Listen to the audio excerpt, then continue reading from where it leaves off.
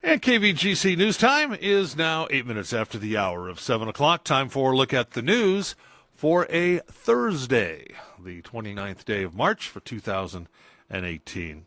In the news for today, delays with the construction projects were the top concern at Wednesday night's meeting of the Amador School Board.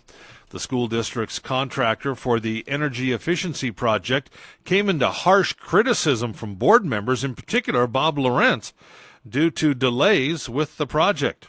A combination of construction issues, such as trouble drilling holes in the rocky ground at Amador High School, and delays working with PG&E, have delayed putting newly built solar panels online by several months.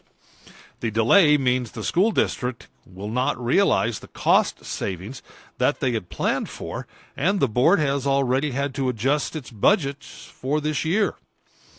Also delayed has been the installation of a new track at Argonaut High School.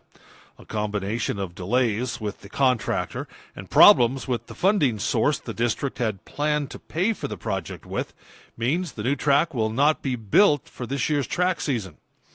With a revised version of the project approved by the board last night, construction is now expected to start as soon as next week.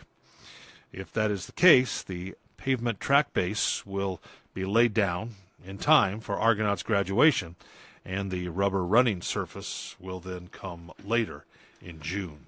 Well, the Amador Water Agency recently received a very pleasant surprise. The AWA has received a refund check for $148,760 from the Association of California Water Agencies Joint Powers Insurance Authority.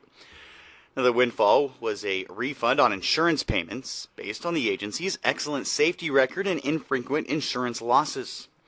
The board has approved reinvesting the refund in staff training and safety programs over the next 3 years.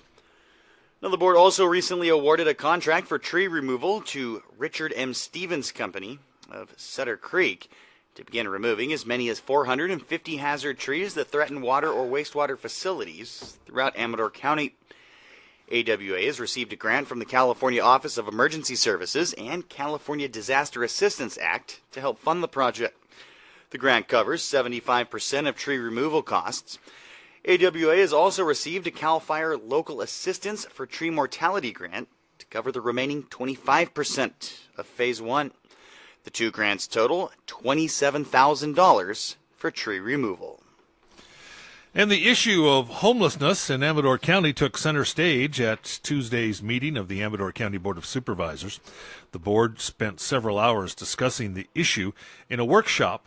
A wide range of organizations and officials that deal with different aspects of homelessness and homeless individuals gave presentations, from public agencies like the county's own Health and Human Services Department to nonprofit organizations such as the Amador Tuolumne Community Action Agency and Victory Village, to law enforcement officials such as the sheriff and the district attorney. Each organization offered their perspective on the issues, describing the services that are offered, the size of the homeless population, and future actions that could be taken to address the issue. While estimates vary and conducting a count is difficult, most estimates put the number of homeless in the county at between 300 and 400 people. While services do exist for various public and private organizations, most agree that they are inadequate, especially the lack of overnight shelter.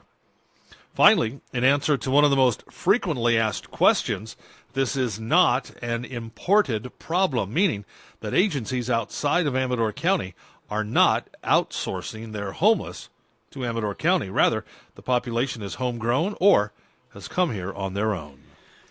An Escalon man injured but refused medical attention in a motorcycle versus sheriff office SUV accident. According to the CHP, Blakely Lambert was driving a Yamaha motorcycle on Camp 9 Road eastbound at about 25 to 30 miles per hour, while Brian Cockey Jr., an on-duty Calaveras sheriff deputy, was driving his Ford SUV on Camp 9 Road westbound at about 15 miles an hour.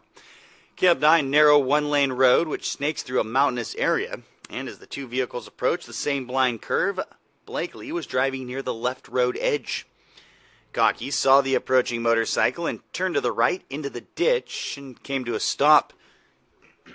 Blakely tried to stop and turn to avoid the collision, but his rear brake locked and the left side of the bike collided with the left front of the SUV, and he was ejected. Blakely sustained minor injuries but refused medical attention at the scene. Drugs and or alcohol are suspected to be associated with the accident. And Tri-County Wildlife Care is looking for volunteers to assist with the feeding and care of native wildlife that come into their care.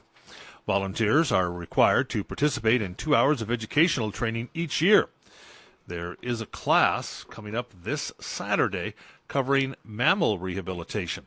The class will be held at the Paws Center at 80 Ridge Road, Suite B, across from Gold Country Lanes from 10 to noon. Please call 283-3245 today if you have any questions or would like to register.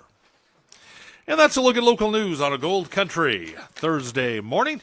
Remember, for the latest news, traffic, and weather, 24 hours a day, to visit our website, kvgcradio.com. From the KVGC News Center, I'm JD. And I'm Jim Geedy reporting.